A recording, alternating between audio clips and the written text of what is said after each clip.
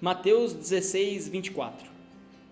Então disse Jesus aos seus discípulos: Se alguém quer vir após mim, a si mesmo se negue, tome a sua cruz e siga-me. Quando olhamos para esses versículos, o que passa pela sua cabeça? Talvez as perguntas: como é que negamos a nós mesmos? Por que devemos tomar a nossa cruz?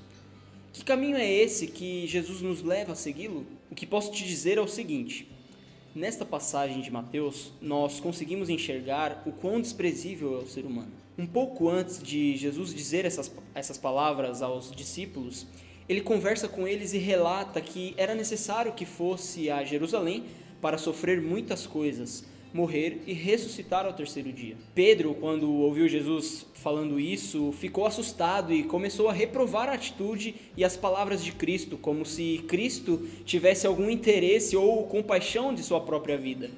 Jesus percebeu que aquilo era uma tentação de Satanás em Pedro e na mesma hora a rejeitou. A atitude de Pedro nos mostra que o caminho do mundo é a procura de si mesmo e a defesa de si mesmo.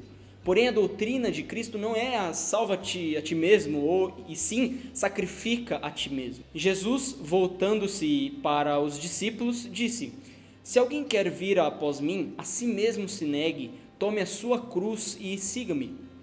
Como compreender o chamado de Cristo aos cristãos numa era onde as ideias, os significados e as palavras são tão relativizadas? Antes, é muito importante entender o que é de fato ser um cristão. É alguém que sustenta a membresia de uma igreja terrena? Não. É alguém que crê em um credo ortodoxo? Não. É alguém que adota um certo modo de conduta?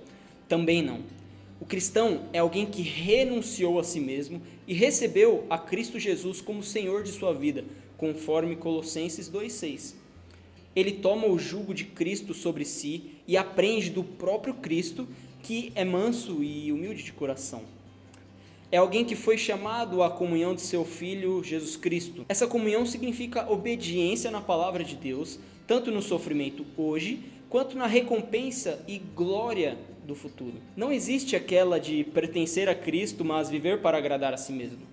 O próprio Jesus Cristo diz: aquele que não carrega a sua cruz e não o segue, não pode ser considerado seu discípulo. E aquele que nega a Cristo diante dos homens, ou seja, no seu caminhar, na sua conduta, Jesus também o negará diante de Deus. Existe algo pior do que isso? Com certeza não. Diante disso, como podemos compreender esta ordenança de Cristo? Em primeiro lugar, a vida cristã começa com um ato de autorrenúncia e automortificação. Paulo, quando Cristo o apreendeu, perguntou: Senhor, o que queres que eu faça? Nós podemos comparar a vida cristã a uma corrida, e o corredor é chamado para deixar todo o embaraço e o pecado que de tão perto nos assedia. Esse pecado é o amor de si mesmo, o desejo e a determinação de ter o nosso próprio caminho. Mas o grande alvo do cristão é seguir o exemplo que Cristo deixou. E neste caminho, onde há dificuldades e obstáculos, barreiras, o principal deles é o ego, e ele deve ser negado.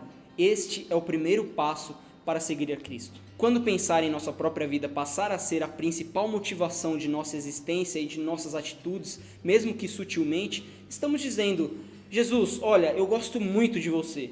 Eu até acho muito humilde e bonito o amor que você demonstrou naquela cruz. Eu me identifico muito com a pessoa e a sua história e a sua obra também. Eu até compartilho com meus amigos, meus parentes e de vez em quando leio alguns trechos da Bíblia, mas vejo que muitas coisas estão ultrapassadas. Estamos vivendo numa época muito diferente.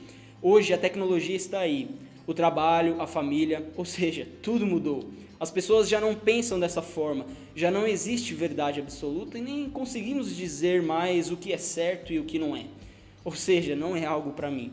É isso que dizemos a Deus quando a nossa vida passa a ser do tamanho da nossa vida. Deus nos chamou para algo muito maior, transcendente, muito diferente daquilo que estamos acostumados a ver neste mundo caído. Ele nos chama a viver para a sua glória, nos chama a andar nos seus caminhos. E viver para a glória de Deus exige que nós renunciemos completamente nossas virtudes, nossas vontades, nossas forças e os nossos desejos carnais. Pense nisso, você foi criado para algo muito maior e transcendente. Não transforme sua vida do tamanho de suas preocupações, suas necessidades e desejos. Eles não são nada comparado à grandeza e glória de Deus a que você foi chamado. Isso exige esforço e é necessário abnegação. Sabe aquelas perguntas que te fiz no início do vídeo? Então, na próxima devocional eu vou falar um pouco mais sobre isso. Então fique ligado aí. Um abraço e até a próxima.